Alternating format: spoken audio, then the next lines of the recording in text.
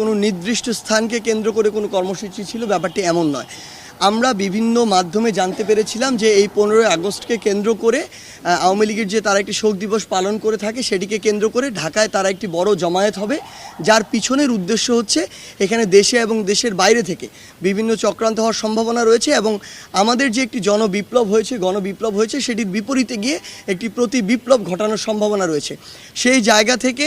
আমাদের স্পষ্ট যে অবস্থান সেটি ছিল এরকম যে 5 আগস্ট যে পুরো বাংলাদেশে ছাত্র জনতার যে একটি বিপ্লব হয়েছে, এটি তো আসলে 16 বছরের যে ফ্যাসিস্ট সরকার তাদের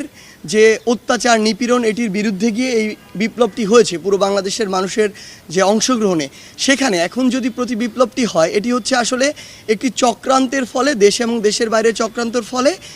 এই যে দেশের ছাত্র জনতার যে বিপ্লব সেটির বিপক্ষে গিয়ে, অর্থাৎ ছাত্র জনতার বিপক্ষে গিয়ে একটি চক্রান্তর মাধ্যমে হবে, যেটা আমরা হতে দিতে পারি না। সেই জায়গা থেকে